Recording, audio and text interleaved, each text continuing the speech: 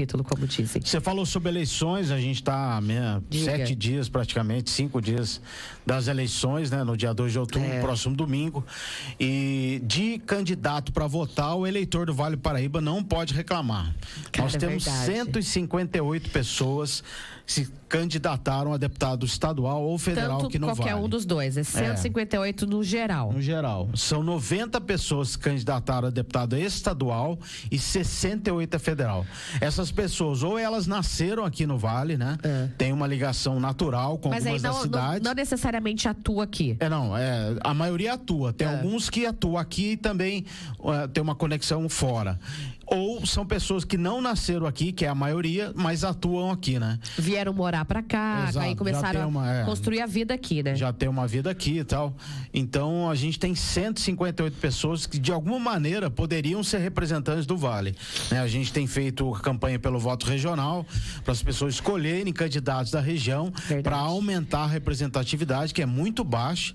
O Vale tem apenas 2 candidatos, 2 deputados estaduais e um federal. Federal, que é o ligado à região, que é o Eduardo Cury, estadual Letícia Aguiar e o Sérgio Vitor. Mas é muito pouco. A região tem muita importância econômica, é um dos polos turísticos mais importantes do estado, né? É onde passa uma das principais rodovias do país, exatamente, né? Não pode ficar com essa baixa representatividade. Eu me lembro que eu entrevistei o prefeito de Jacareí, ele falou assim: prefeito, se não tiver um deputado federal que pelo menos te abra a porta nos ministérios, você vai ficar atrás na fila de todo mundo que tem algum representante. Então, não só trazer recursos para cá, né, como orçamento, parte do orçamento, mas também para fazer uma ponte com ministérios, né, com o próprio presidente da República, dependendo do deputado. Então é importantíssimo a gente escolher pessoas do Vale do Paraíba. Só que eu acho assim, Xandô, analisando este momento que a gente está vivendo, nós falamos muito disso, né? Lá no começo do ano, começamos a tocar nesse assunto da política regional, da importância do que representa, né, um deputado para uma região. Demos vários exemplos na região de Campinas, né, região metropolitana de São Paulo, como ela se desenvolveu, como ela consegue melhores recursos e melhores projetos com representatividade na Câmara, né, no Congresso.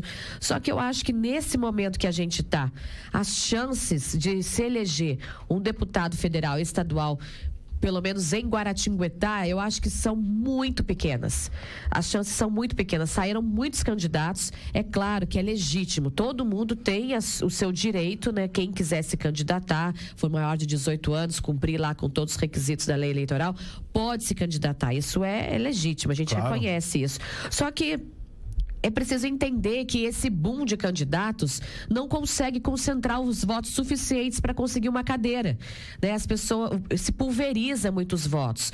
E aí o eleitor, muitas vezes, fica em dúvida se aquele candidato realmente quer ser deputado ou se ele está fazendo uma escadinha para uma próxima eleição. Isso paira na cabeça do eleitor. Você vai conversar com algumas pessoas, as pessoas têm algumas percepções de certos candidatos que pegam e falam assim para você: esse aí não quer nada com nada, não. Ele tá querendo a próxima eleição aqui em Guará, isso sim. Eu já escutei muito isso. Então, esse sentimento, ele surgiu na cabeça do eleitor devido a algum momento, né? Em algum momento da história, isso surgiu na cabeça do eleitor. Isso não foi do nada. Então, assim, historicamente, Guaratinguetá tem esse perfil, né? De pessoas que começam a testar o seu nome na urna. E isso não é positivo. Tanto não é positivo que até agora a gente não consegue. Depois, né, de Marcelo Ortiz, que foi um grande representante da nossa cidade, tinha força, né, aqui, era muito conhecido, e as pessoas apostavam nele, acreditavam nele, que ele poderia representar a cidade,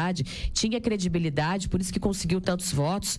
Então, depois dele, a gente não conseguiu angariar ninguém. Depois teve o Aricara, que teve um grande apoio político partidário na região. Esse cara, não se acha mais outro igual a ele. Ele ia nas cidades da região, ele conseguia apoio de todo mundo. Então, assim, é um carisma, é uma liderança partidária que se chama, né, regional, que a gente não encontra hoje. Por quê? Porque hoje em dia, o que a gente percebe percebe pessoas fechando com todos os lados, pessoas apertando a mão de todos os lados, querendo ficar bem com todo mundo, ou ficar em cima do muro para tudo. E aí não consegue aquela firmeza, aquela credibilidade, não consegue a confiança das pessoas no voto. Então você vê cada hora a turma tá com um. Isso aí o eleitor percebe.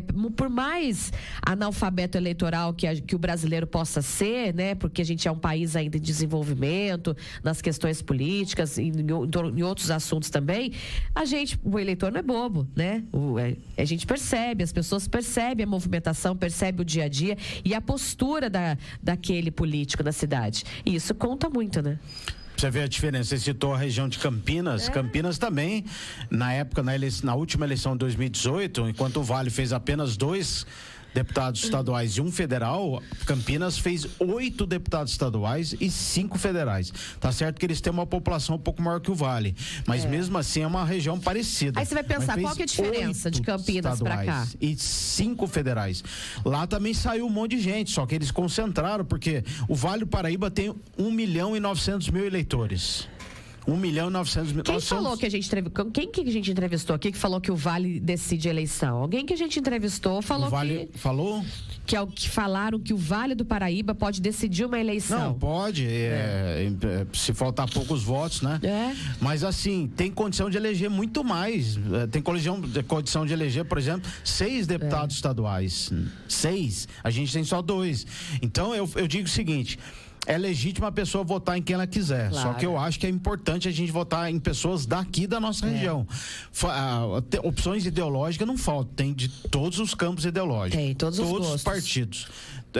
Eu acho que a pessoa tem que olhar o histórico, né? Olhar o histórico da pessoa.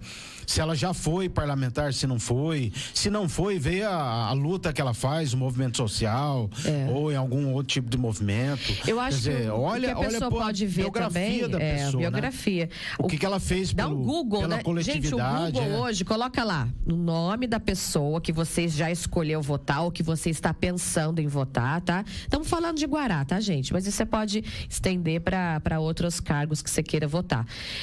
Você vai colocar o nome da pessoa no Google e coloca do lado lá, corrupção.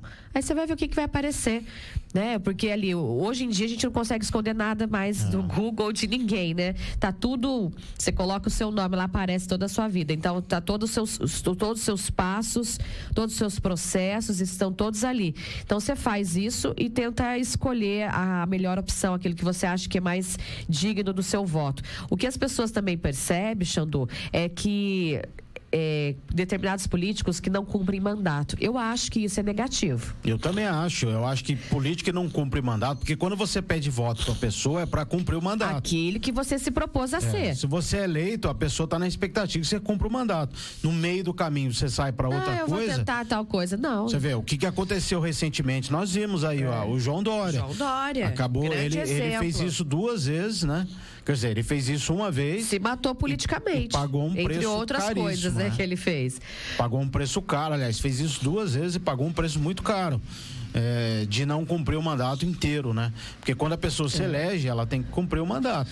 E eu digo, olha a biografia, eu acho que a gente tem que renovar, tem que colocar gente nova, gente com ideias novas, gente, olha, eu insisto, olha o histórico, a biografia. Não adianta colocar paraquedista, né? Gente, o cara é gente boa, não adianta. Gente boa, de boa intenção, chega lá, não faz nada. Olha o histórico da pessoa, vê se ele tem uma luta pela comunidade, uma conexão com a sociedade, né?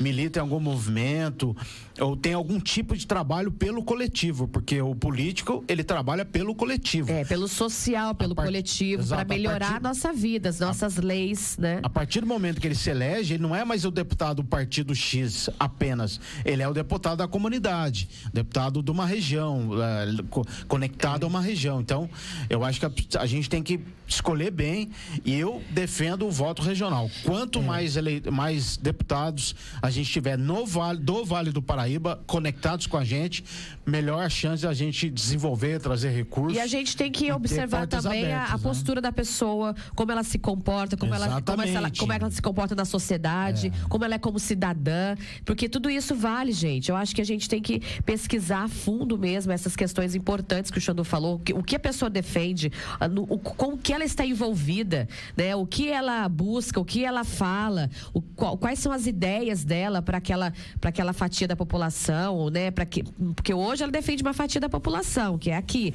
Amanhã ela vai brigar por todo mundo. Agora, é importante a gente entender que o deputado, principalmente o deputado federal e estadual, eles fazem as nossas leis. São eles que fiscalizam as nossas leis, eles que podem criar leis, né? E eles têm grandes quantias de verbas na mão que podem destinar para nossa cidade, saber se as pessoas conhecem a cidade, estão envolvidas com as causas de Guaratinguetá, conhecem o que Guaratinguetá pode evoluir, pode crescer. Isso é muito importante. Se hoje a gente reclama que o Congresso tá horrível, porque tá ruim mesmo, tá difícil, é porque grande parte é culpa nossa. Claro, a chance de mudar a gente vive agora. Elegendo deputados que vivem lá, gente, pessoas que fazem carreira, 20 e poucos anos de deputado na política, sentado na cadeira, seja estadual, federal, estadual. Isso aí tem que acabar, não dá para ser assim. Tem que renovar, tem que ter gente nova, gente com outras visões. Vamos experimentando outros eleitores. E uma coisa interessante, Carol, votar em alguém da região é uma maneira da gente forçar o voto distrital, que não é ainda legal no Brasil, não está instituído, mas se as regiões começam a votar em pessoas da região, é uma maneira do eleitor forçar isso. A própria reforma eleitoral vai se caminhando para isso. Exatamente, você força o sistema eleitoral a se renovar. Então, tá na mão do eleitor no próximo domingo eleger alguém da região. A alternativa não falta, 158 pessoas se candidataram. Então a gente tem, não dá para dizer que não tem opção. Então não vote em, quer dizer, você pode votar em quem você quiser, claro, você tem toda a liberdade, mas eu digo, não vote em gente de fora que nunca vai aparecer aqui. Pensa bem, gente. Vai usar seu voto para se eleger e vai sumir, não vai trazer um centavo aqui para nossa região. E se traz